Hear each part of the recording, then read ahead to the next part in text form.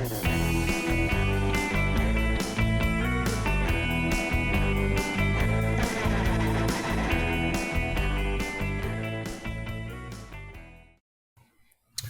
and welcome back to the podcast Wreckers, the podcast about something, and we're not sure yet, but we'll get around to it. Don't worry. Topics, those are fun. I'm Adam Aragon. I'll be your host, and I invented the color fuchsia. My name is Matlock Zumsteg, and I have a weird name, and that is my interesting fact that is true, unlike Adam's lie about fuchsia. I lied. I did lie. Hey, I'm Stephen Thomas. I am very, very pale, but not by choice. That's doctor's orders. I am Joe Kroll. I'm also the character Johnny Chaotic. I can't tell which is which at this point. My room is very warm. Duly noted. All right, yeah. And again, we are the Podcast Wreckers. Check us out online at podcastrecords.com or your podcast platform of choice or under your fucking bed. All right, let's move on.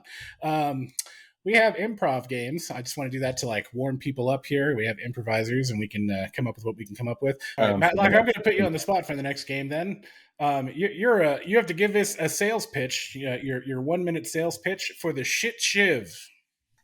In 3, 2, 1, go. The shit shiv.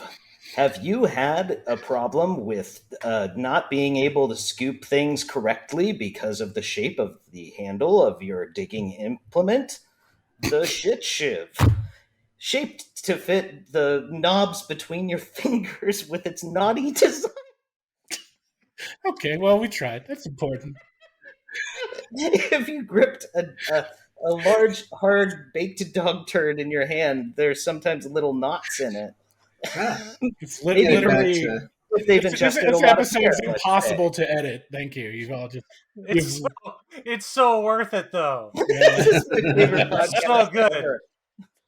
Because Right. you get it, right? There's bumps on it, so you can grip it better. You get this. See him The great thing about the looking shit back shiv at his is dog as a child, like, did you do that for me, boy?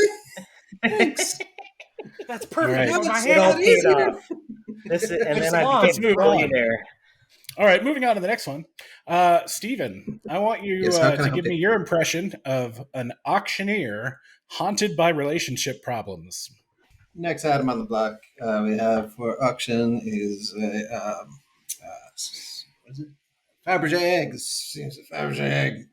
Delicate, fragile, much like the state of my marriage. So we'll go ahead and start the bidding. What do I do? Do I hear $10? $10, $10, $10, $10, 10 over here. 10 over there, 10 over there. My wife's a fucking whore. Okay, 10 over there, 10 over there. My wife's a fucking whore. Yeah, do I hear 15? Do I hear 15? 15, For anybody 15. willing to have sex with my wife, I'm sure you already 20, have 15. 20 for the wife. 20 for my wife. That's too little for her. I gotta tell you right now, she's the loosest goddamn thing in town, and I'm 10. crying. 10. I'm going back down to 10.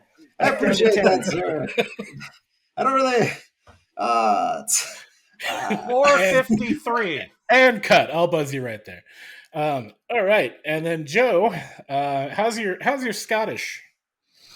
Right, I don't know. All right, you're gonna do an impression of a Scottish Spanish teacher. We'll start that So- in 3, 2, 1, go. So you're gonna be rolling your R's a lot. You rolled your L. Jorge está en la biblioteca. Read. Do you hear me? Where is he? Jorge! Biblioteca! Day 1. That's day 1 of class. Donde está? It's not a dress, it's a kilt. That's a sueño. It means you pronounce the N like I can't do it for you. You're just gonna have to look it up. It's called Inya. I've got you're a heavily German accented carnival barker. Where else will you find a teddy bear this big? I tell you, nowhere! Nowhere will you find a teddy bear as large as this. If you throw the dart into the balloon, you have 18 chances to win this big teddy bear. You The man with the curly hair. I am only pointing at you because I saw you. You're right there. There's no other reason. Come here. All right, we'll end it Play this there. game. I will pay this. The first throw is free. The first throw is free. All right. Well, I don't want to throw it. I don't want to throw it. through the magic of editing, it'll look like that went off without a hitch. Yeah.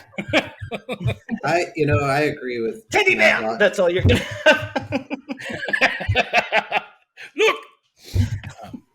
I agree with Matlock and Joe that the only German accents worth doing are either, listless and on drugs or completely just fucking raging.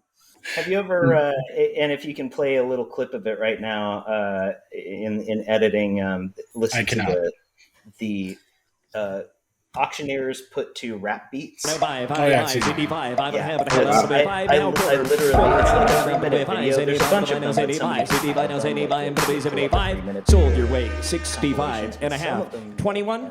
Andy Rock, 21. Rockstar, 21. Cattle, and we got some cows here to start. It's a form of music that has never existed before, and it should exist. There it is. Yeah.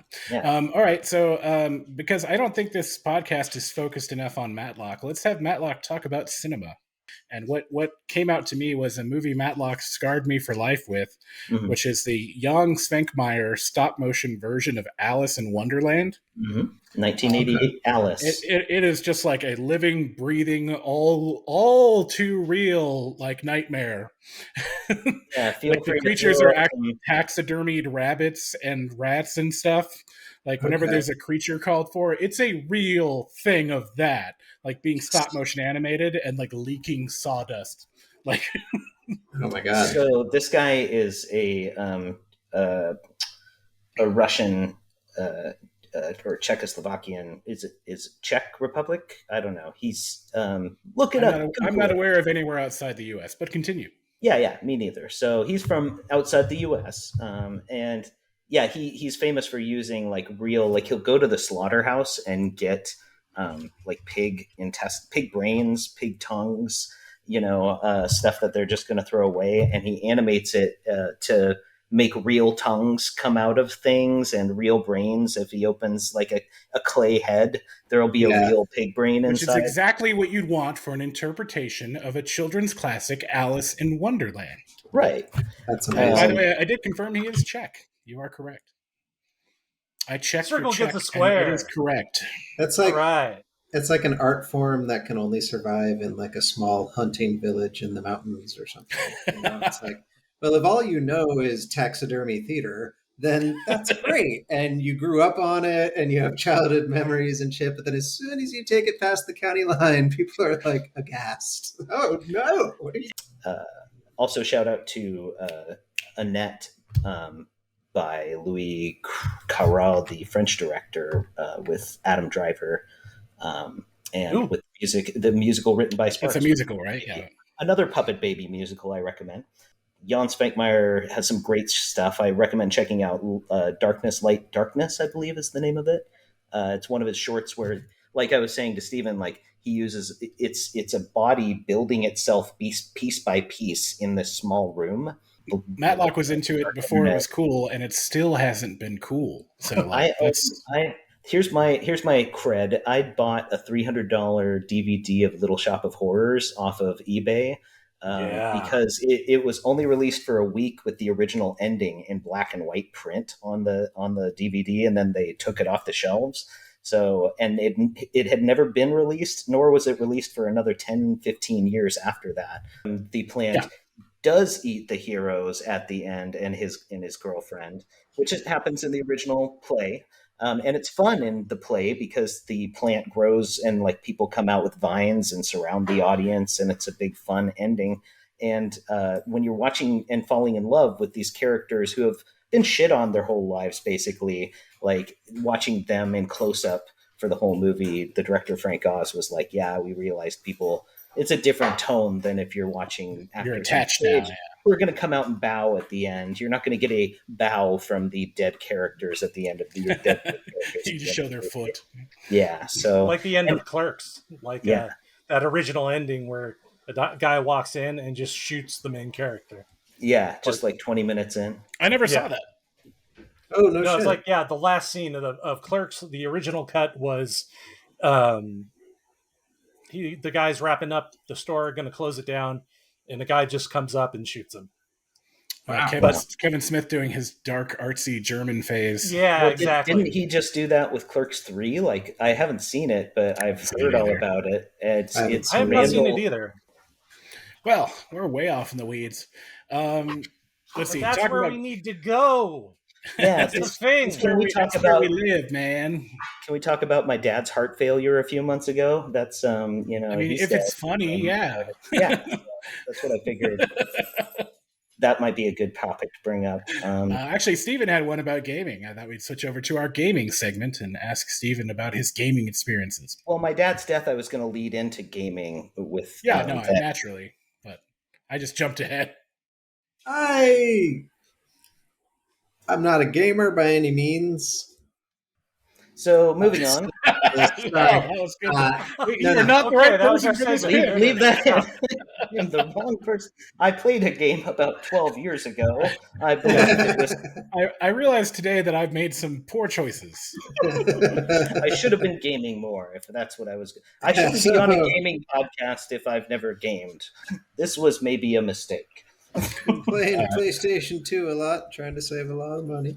Those are more expensive now than a regular PlayStation. Not if you've been playing since day one. You guys Gran play Turismo 2? Awesome. I have a 7-year-old kid, and so a lot of my video game experience these days is on the Switch, which is great. A lot of good, fun games to play with a 7-year-old kid on the Switch. There's no shortage of that. And he's become somebody who really likes video games now, to the point where he'll go onto YouTube. We got him set up on the kid-friendly little YouTube thing. It's all good, but he watches these shows where it's like a parent playing a video game with their kid. And, a lot of the time it's cool, and, they're making little jokes. His dad won't do it enough. I mean, he's watching videos of better parents.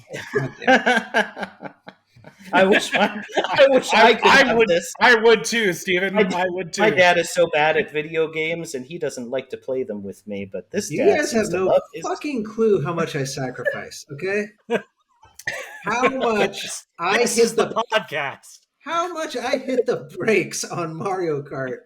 Like, I am just fucking dominating the whole time. And then lap 3, I'm like, I'm going the wrong way. How'd I do that? That's crazy. I hit the first. Wow. We're showing this to your kids, so I'm just saying. Every fucking time. One time I won a race, and we had a problem for like 20 fucking minutes. Are you serious? Fair's fair. I just thought maybe one. No, okay. I'm sorry. Oh, you're going to have a bad day one time, Steven, and you're just going to be like, you're done. Eat it. First place. That's like when you get old enough to to take a swing back at your old man. It's going to be like that, but like for our generation, it's going to be like, oh yeah, throw down Mario Kart right now. Think you can take your old man?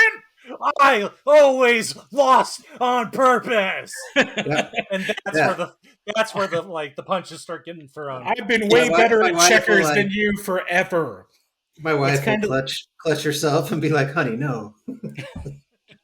No, not the secret, no. It's kind of like when you go on a date with somebody and you try and impress them by telling them you're a virgin, and then when you have sex, like, you have to pretend like you've never done it before. Wait, you're saying this like this is an experience that a lot of people have. It is a very unrelatable and creepy thing to say. No, it's a good ploy. You've never tried that? I like it. I'm not saying I don't like it. I don't know what I'm doing. What's happening? What's happening down there? That was very matter of fact for you to just whip out as hilarious. When most of you do this thing. That tried and true pickup method that you do of acting like a total babe in the woods, and then you get in there and you're having like, no sexual experience. What is that? Oh, you pee with that? Whoa, crazy. What's happening? Oh my God. Turn over. When you dress up like a 13-year-old and go out looking for a good time. Oh, boy. It's the Mormon you have I've to never draw looked down 13 approach. on the shirt. Yeah. Just because You have to say it's my 13th birthday just to make sure it's 13. The Just podcast have my bar records were mitzvah. canceled after their second episode. It was a world record. Well, I don't know what's going on. So this your time- your kid watches other parents being better parents on YouTube. Right. That's where we and were at. sometimes it's fine. Sometimes it's like, oh, that's kind of funny.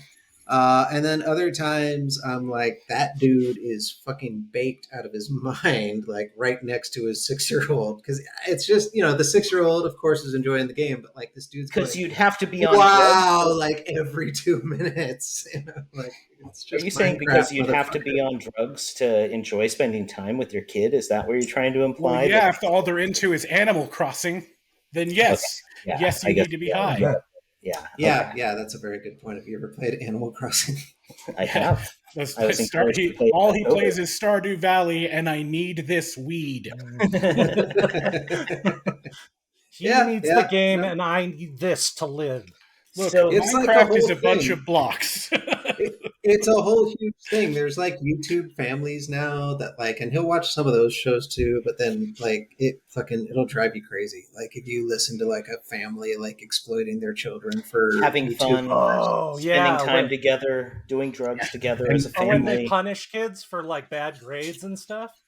Like there's some weird fucking channels. Those I haven't seen. That's crazy. It's like the ones, parental porn. the ones You're I see into are child just like punishment. overly fucking saccharine. Just it's just it's a little much at times. So YouTube if you channels had are to kind of make- like porn fetish channels now. It's sort of like people have fetishes for types of YouTube content as opposed to, like, it's not pornographic, but it's sort of like it scratches an itch that maybe, like, for instance, there's a show. Total random example. There's a show called Dr. Pimple Popper, and not to call out, Yes, not I've to heard call of out my this. girlfriend, but it seems like every girl I've dated, and to the point where I thought maybe every woman was like this, is obsessed with popping like pimples or blackheads on my body, and it's just been a thing that I've gotten used to as girls like popping stuff. So her and her mom and some of her friends, I believe, are also into this show, Dr. Pimple Popper. But then I'll find her, like, even when she's not watching that, sometimes she'll be watching like just a video YouTube channels of like biggest boil or biggest lanced, whatever. There's a whole And- Reddit channel about it. Yeah. It's That's a dark wild. hole you could go down. Dark hole. Yeah. When I was it's- younger, when I was a kid, my older sister would love to peel the dead skin off my back whenever I got a sunburn. And to Like, the point she where was she'd like- leave him out in the sun. And She would it would be like 2 days after my sunburn, and she'd be like, "Don't move, don't do it, I want to do it," and like she'd There's a try to huge get like piece. the biggest fucking pieces. Like she'd have like 2 handers, like look what I got off your back. It's kind of see through. Yeah. It's like a fascination with the grossness of it, and also kind of a preening instinct or something that some of us have, maybe. I don't know. And if you're wondering why you have melanoma, that's why. Yeah. Mhm. Right? Don't No, ever I go know. in the I look sun. back on like sunburns that I got as a kid, and like my family just being like, "Oh, that's just red old Steven," and I'm like, That's our I just burning totally boy. went with it. As a I'm kid, just I like, was called Red Old Steven a lot. yeah, Skin on No. fire, Steven. yeah. Well, Old Burning Red Jarvis Steven. That's our Steven. 6-year-old son, Old Red Steven. don't be appealing, Paul. Good old That's red our- Steven. A shedding Steven. That's our son's saddlebag. Someday he'll look like old leather, and we're looking forward to it. I've been Yes. I've been wanting to bring this topic up since we were talking about kids and video games. But what Oh, was God. your favorite? Do you remember having a favorite video game that maybe wasn't Mario? You could say that if you want, but like when you were a kid, what was your first favorite video game that you would play Pitfall. over and over again? I could Really? play Pitfall? Pitfall for hours You're because that I had an I think Atari. I think I played Atari after I played Nintendo because I did like my uncle had one and I didn't. So So We tell had- me about Pitfall, Stephen. Your Pitfall. We had an Atari. My dad went out and bought an Atari when I was like 3 or 4. So I was the little guy. yeah, And, 1952. Go on. And I, it was all sports games at first, so I wasn't interested. Like there was enduro and downhill skiing, alpine skiing, I think that's what it was called. Uh, and then yeah, he bought this one called Pitfall, and I tried it, and I was just like, this is the best thing I've ever done in my life. Like because it just keeps going. It never fucking stops. You know what I Yeah, mean? a lot of the And I old think at games are that just never age, ending. I was fascinated by that. I was like, yeah. Did you know that the commercial featured the very young Jack Black? Yeah, look it up. Oh, I didn't know that. That's one of his first commercial gigs. Commercial for Pitfall has like a teenage Jack Black. And then there's this other. There's a Pitfall 2 that came out for Nintendo, for the 8-bit Nintendo. I Yeah, had they did that. like a couple. They did an even more modern one too. And I had it. I remember buying it, when I was like 12 or whatever, and being instantly disappointed. So I was like, "Oh, it's nothing like the original." But then I played it for a little bit, It has an and ending. it was one of those fucking wormhole Nintendo games. Like it had all the too many like secret levels and places, so you get stuck all the time, and like you couldn't get out. And you're like, "Oh, okay, I gotta fucking reset." Like it Gee. was. I've been looking for it now because I remember it being so much fun because of all its fucking glitches. Because you could like warp to here and there and there, and then you'd get like seriously fucking lost. And then yeah, inevitably like you get frozen in a little block, and you're like, oh, I'm fucked. I've got a deep cut for you. As when I was a kid, we'd go to, this is only relevant to the North Bay area, but to the Sebastopol Flea Market. Remember that? On 116. Yeah. So we'd go to the flea market, and I would go get Cabbage Patch. Not Cabbage Patch. What do you call those? The gross Garbage ones. Pail? Garbage Pail Kids cards, baseball cards, and Nintendo games. And there's always some booth there that had Nintendo games, but like these things were like off the rails, like imported from the Ukraine, like Some bootleg Nintendo cartridges? Yeah, so like I mean, I played like a lot of the common ones and some more obscure ones that did exist in the US, but like some games that just were it's like who made this and who is it for? Like there was a game me and my neighbor tried to play like over and over again called Golgo 13, which is actually based on an anime or a cartoon. I've heard of familiar. Yeah, it's like So there was a Nintendo game called Golgo 13, and I'll tell you what, 2 8-year-olds over 50 different attempts could not figure out what the hell you're supposed to do in that game. Like in the slightest. Like we move from one screen to another and then lose. Like I don't know what happened. I thought that was an arcade game, wasn't it? Galaga or Galago? Galaga was. Yeah, Galaga was. That's it. Yeah, Golgo 13 was a really weird, obscure one. And this one more people play, but did everyone play Bayou Billy? Oh, yeah, I had that. Yeah, it was a Nintendo game that had all these different mechanics where you actually could use the light zapper for one level, and then it was like a Streets of Rage kind of beat 'em up for half of it, and like the format changed like 3 or 4 times. It was pretty inventive at the time. But yeah, it was the typical big fat boss that stole your girlfriend. Yeah, it's totally like, oh, I'll tell you what, I got her, now you come get her. And so you got to drive like a Jeep, and then you got to fight crocodiles. I also played. I've seen people play that. Yeah, it looked fun. I played a SWAT game. It's a Nintendo game for SWAT, and you would rappel down a building and then kick in through a window, and it was like a mini game to like get to the window and kick in. And there was one like sneaking past a spotlight, and like it was more like a Prison Break, really. Like it was like a SWAT game. I honestly don't remember the name of it. It might have just been SWAT. I thought maybe you were talking about, and look it up if you get a chance, Police Quest. I think it was the 4th one, maybe the 3rd was like Police Quest SWAT. And they used Daryl F. Gates as a consultant. I think he consulted on the first 2 games too. But is that a full motion video game? Yeah, and it was right after the Rodney King riots and stuff that they made this game. And it's tone deaf. Like it's like I read an article on it, and I remember playing it with it when I was young and like too young to understand a lot of like what was happening. And I didn't understand like how wrong a lot of the stereotypes that they create in that game are, the people you're arresting, the storylines. I think the killer was a transvestite. So it was like back when that was a thing. Back when that he wears a dress. He must be killer crazy. Like it was really like it's just wrong. Something that should not be produced today. Did you guys ever play Narc? I was gonna bring up Yeah. Narc. We played Narc. It was like you had like submachine guns and you just shot up drug dealers and Yeah, it was like early '90s. I think it was like '90 or '91, and all the graphics. It was like really liquidy, almost like oil painting kind of graphics, and all the characters were kind of like long, kind of tallish. But yeah, it was ruthless. Like it would be it's pretty brutal. Stereotypical like punk rock looking druggies, and you would just have a full on like semi-automatic rifle, and you would like saw them in half, and body parts would go flying and shit. What was that movie series with that older guy? Death Wish, the game. Yeah, like it was. Yeah, it's like Death Wish for kids. Like, it's literally exactly. Yeah, actually, my favorite band, the Pixies, they have a song based on the theme song from Narc. The song is called "Theme from Narc." Yeah, I actually never knew that. That's cool. Stephen got me into the Pixies. I remember you're the one who raved about them, and I started listening to them.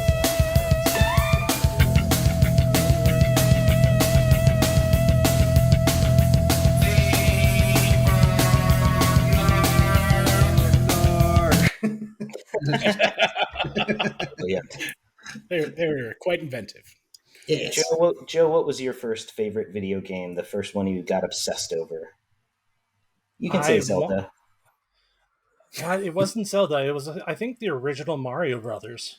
Yeah, I mean, everyone played the crap out of that, right? Like that's kind of why I almost discount that, because it's such a great game. I would say your first favorite video game besides that, like, is kind of has to be. Okay, it sold like 60 million copies. Okay, there was this one game called Blaster Master. Yeah. Blaster Master, where you turn into a tank. Yeah. Okay. You go from being in a tank to being like a third person shooter thing. Like a guy that on foot, blew me away. Like every time I went from tank to guy, I was like, yes, this is new. This is the thing. I'm gonna go back in my tank. It was cool. Altered Beast or something. How you turn into I never played past the second level of Altered Beast. Because Altered Beast is insanely, stupidly arcade hard. But But once you get to like the third or fourth level, you're just fucked. One of the first original digital voice games was Altered Beast, where it had that rise from your grave. But it sounded like it was recorded in a tin can in a toilet.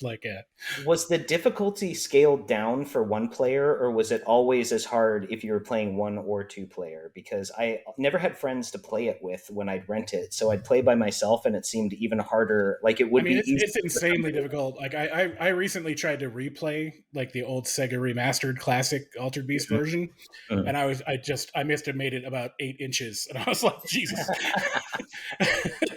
And I tried it for 20 minutes, and I can't imagine the patience and reflexes there was nothing else had to play those games. We didn't have anything else. Oh yeah, I still couldn't get past. We didn't know any better. It was all we had. I never finished Blaster Master, by the way. I barely got 2 levels into that. I know I did finish Battletoads, so I have that. I never finished Altered How Beast. dare you? It came with my Genesis, but I was like, I couldn't. Do you guys remember Golden Axe? That was I loved Golden Axe. Yeah, I think I'd get those two mixed up sometimes. Where you can beat the shit out of the little elf that steals your money. Yeah, you hit him with an axe, and a potion would fly out of him or something. Yep. Yeah, I love that game. I was always the dwarf with the axe. Yeah, me too. That was. I was always the chick. Because she called that lightning. Gauntlet was fun. Gauntlet was awesome. Red Mr. Deeds food. For those of us who have friends to play games with. Well, Gauntlet, little backwards trivia for you here. Gauntlet was one of those black cartridges on Nintendo, if you recall. Yeah. So any of those black cartridges, especially if they're from a company called Tengen, were made illegally. Basically, Nintendo wouldn't give them the rights to they had to pay a premium to print Nintendo games. So Nintendo said, yeah, you can't do it unless you go through us. You have to pay rights for a video game. Should be free for the world. So they took them to court over their chip that prevents you from doing it, and they did it as a fake lawsuit. All they did it with was to get the plans so they could reverse engineer it and make their own cartridges. And So they they fake sued them to get the chip info, and then got the chip info, reverse engineered it, and started printing out their own games from overseas, like all over the place. That's awesome. And a bunch of those old, like weird black cartridges are like, yeah, like we made that against Nintendo's wishes. We had one of those. I had a black cartridge of one called RBI Baseball, and it was me and my brothers and my dad's like favorite baseball game. It was awesome. Has anyone seen the Tetris movie? Watched the movie Tetris? I have very mixed feelings. We used to joke about like when video game movies have gone too far when they make Tetris the movie. Like I made that joke for like 10 years, then they did. Yeah. And it's not Tetris the movie, it's about it's not like Pixels Tetris or something with Adam Sandler. It's not like a ridiculous like premise.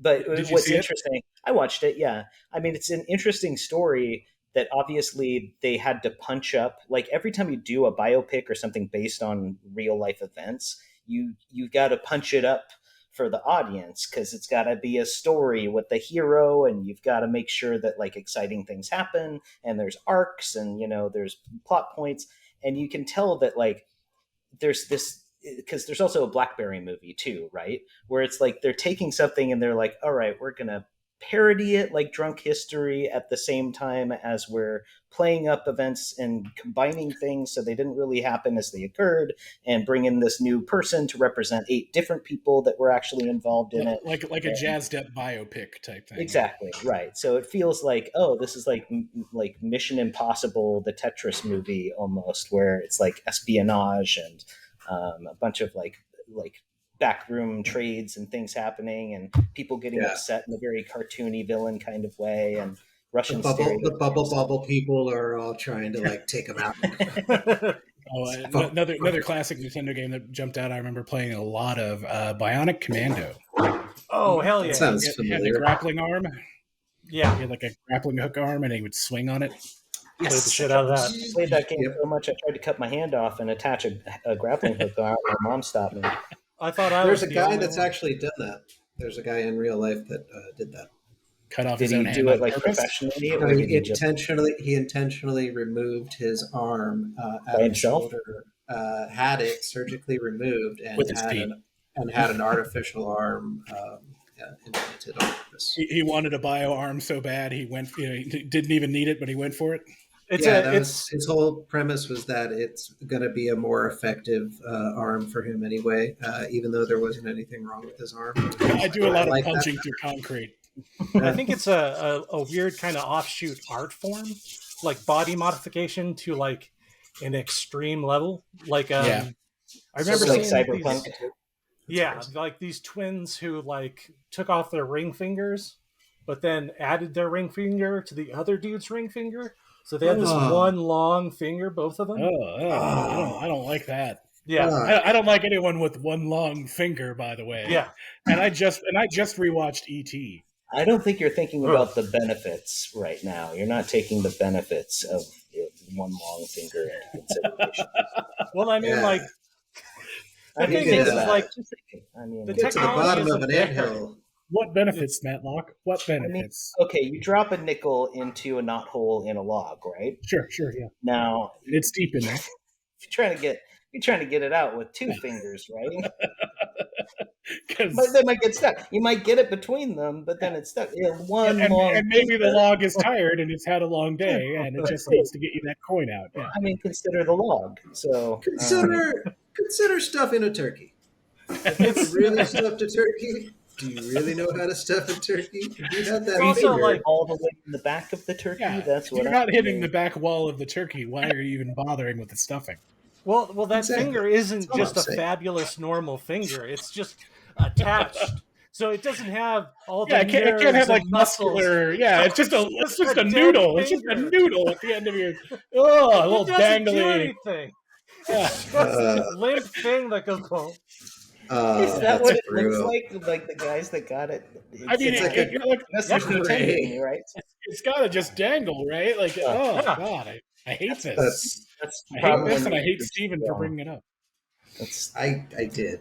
Yeah. I was gonna get defensive, and then I realized I did. I did do that. Steven, you wrecked the podcast. how And did you that's do it? huzzah! We should have a siren. Whoppa! We'll have a siren go off now.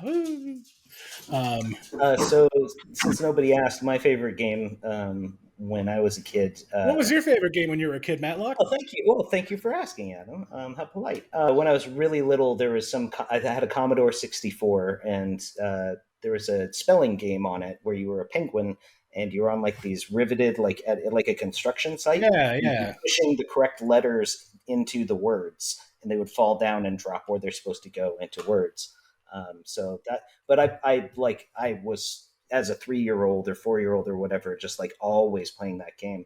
And my dad had brought a ColecoVision and an Atari home, and I played on those for a little bit, but there was never any games on them that I really enjoyed until he brought a Nintendo home, and I played the Three Stooges video game like constantly. And I think I rented it so much that they just gave it to me for Christmas, but I still rented it like 20 times before they finally bought it. And it was just a bunch of mini games. It's like throwing pies like across a table at a fancy party. And then one was my favorite was because I used to watch a lot of Three Stooges. There's that episode where he's like eating clam chowder and he goes to get the cracker that's floating in the what do you call it? A clam cracker or whatever? Yeah, oyster cracker. Trying to get the soup cracker out with a spoon, and then the clam like eats it before he can get to it. And so that was like a whole bit. And they had this one thing where you're trying to scoop the soup cracker out of with the spoon before this. And That's amazing. Every time if the clam got it. Thank God they had audio. Yeah. Oh my God, that's amazing. Anyone ever play the Back to the Future Nintendo game? Oh, that was so hard. The first one was impossible. Like Teenage there was a Mutant time Ninja Turtles. like when video games based on movies, like they just were like, we need a title. Like we don't care what game it is, we don't care how it functions. Oh, God, They already had a game and then put the skins to look like the characters. Because like Indiana 20 Jones. minutes into like 20 minutes into the Back to the Future, it turns into one of those bartending games where you're sliding root beers down a bar. Yeah, what was that called? They used to like that game. Tapper is the name. But they had that in Back to the Future, the game. Yeah, just like, they weren't trying. So they had like 8 games that they hadn't finished, and they just like put them all together and then slapped Marty and Doc's images on. It was just Marty. You played as Marty, right? And you just it was a platformer. That's how they made Super Mario Brothers 2 was actually a completely different game called Doki Doki Panic. Mm-hmm. And they just literally reskinned it and put Mario in for the main characters and the princess and Toad and stuff. But all the other creatures, like if you notice stylistically, it's nothing like any of the other games before or after. Like it's very unique. The original princess was a flying lizard. She'd like extend her wings and then. I don't know about the mechanics, but like, yeah, it was a 99% other game called Doki Doki Panic that they just reskinned and went Mario 2 because that Birdo boss looked a lot different in the original. Let's just say those eggs were not shooting out of her mouth hole. Let's just say that. Whoa. And instead of just jumping on them, jump on her eggs. Yeah, that gave me some complexes as a child. So the eggs shoot with high velocity out of her giant nose hole? Yep. Yes. Okay. Sure, it can be a nose hole. Yeah, why not? Sure. And what do you do with them? Oh, you jump on them midair and then catch them. And then you ram them back in her face. Throw her babies back in her throat hole. Sure. She's a lasting character. She's in like the Mario Party games on the Switch. Birdo's got to be part of the Mario universe once she's been. She's canon. She's like canon. Shy Guy. Really but she's awkward as shit because she's always acting like coquettish and coy, and the whole time you're like, but you've now when I met her, she was throwing babies in the She's like a dinosaur furry. Yeah. When I first met Birdo, she was very forward. Yeah, she immediately was like this. She immediately tried to give me a child. Take all my children. I've been chewing on them. Sit on this until there's 2 of me. I hold them in my mouth like a chipmunk. Yeah, if they had better sound effects, it would have ruined that game.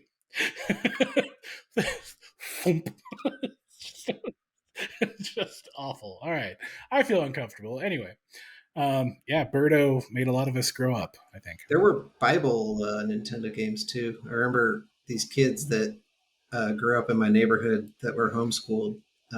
We actually got to go in their house one time. Super God Brothers. We played their Nintendo. And they had You play as Cain and Abel. No, it was like Noah's Ark Adventure and like all these other games. I was like, I had holy almost shit. the exact same story. There was a weird Some Christian Persia. family that like had the only games they had were the Bible ones. Yep. Yeah, there was like one about Abraham and stuff. Like, Wow, I missed this whole genre entirely. Oh, yeah. Yeah, it was fun. I got this close to trying it out, and then my buddy Chris broke the glass shade to the ceiling light fixture, and we were And kicked you weren't out allowed immediately. never allowed over again. Never. The mom just went fucking volcanic on us. She was just out. And then next time we Just saw like- them, like they went out of their way to tell us. They were like, "You guys can't come over again." We're like, okay, we don't want Wow. to, but okay. Wait, I missed the part. What did you do? We were fucking around in their room, and they were trying to show me the Bible video game, and I was about to play it, but my buddy Chris was like kicking a soccer ball in the bedroom, like, "Oh, look, I can." You know how you can like kind of Become hacky an sack idiot, with the yeah. soccer ball, Mhm. and he did it too hard, bam, right into the fucking one of those glass square, the glass shade on the ceiling light A fixture. sunroof? I'm looking at one right now. Yeah, I got you. Yeah. And Sun those window. things Oh, break like super So easy. you broke a glass fixture instantly. Yeah. My I sat friend did. through. I sat on a glass table at a friend's house. Luckily, Oh. there was a blanket or something over it, Oh, that helps. and so yeah, it kind of kept it from ripping through my skin when I went through it. But I just sat too. Yeah. I was like plopped down on, and the middle was all glass with a wood frame around it. And I went, "Oh, I was staying at a friend's house, and this sounds like a story would happen when you're a teenager, but this happened to be like a couple years ago. But I was staying at a friend's house, and he had like a walk-in shower with a big like glass door, with a handle. And I went into the shower, and I just turned around and closed the door, and I just closed it too hard. I didn't mean to, but I slammed the door, and it just hit the frame, and the entire door exploded. shattered. Just Yeah. glass everywhere. So I'm covered in glass. I'm cut because it like exploded. So there's like cuts all over me, glass all around me in the tub. There's blood starting to like run down into the tub water. And like I'm staying with a friend who lives with his dad and his girlfriend, and like they come running in because it sounds like someone just and you're threw- naked. Yeah. So it sounds like someone just threw a hand grenade in the bathroom. So they're like, "Oh shit!" and they come running in. So the And dad, there I the am. girlfriend, and my buddy are all standing in the doorway. Well, I'm just like, I'm so strong. I just blood. And You're I need towels. dripping naked, I need blood towels. dripping down you with glass shards in your body. And It looked like I had the darkest fetish you could ever fucking imagine, and I've been I'm caught dead to rights. And I've been caught dead to rights in the middle my of worst nightmare being caught cutting all over my body, Yeah, shattering glass. They call it shower dooring. It's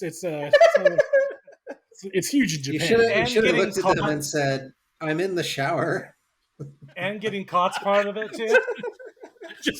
Just turn on the water and try to play it off. What blood? A little privacy. Yeah, I don't know how you guys do it around here, but where I come from, we give each other privacy. Just glass shards all over you. You're rubbing them in with a sponge. Yes, it's exfoliating. It's so exfoliating. No blackheads, just lots It's of a- cuts and It's scratches. a complicated kink, but you get it. When it happens. Gotta All make right, sure I to think get I think your eyes. I think on that note, we can wrap up today's episode of the Podcast Records. I've been Adam Aragon. We've also had Matt Locks, Steg, Stephen Thomas, and Joe Kroll. Yes. Thank you all. Can Can I just bring up Birdo's reproduction system one more time? Absolutely. If she has her uterus in her chest or something, right? One would assume, sure. I'm picturing what That's if God a human intended. I'm picturing like if a human had a uterus and if they gave birth through their mouth. Okay, and her- that's our well, show, no, everyone. that- Thank you for tuning in. We It's are her the vagina. Podcast Records. A cloaca? You can find us at What's a podcastrecords.com. You can follow us on Facebook. Well, you're You can go to our website. Wow. You can Google us. You can do anything you want, but you'll probably never want to do it again because we're the How Podcast do you Records. turn it around in the we flow? probably would It have comes to out- stretch Thank open you. wide Thank enough you so much. like a watermelon. And good night. There-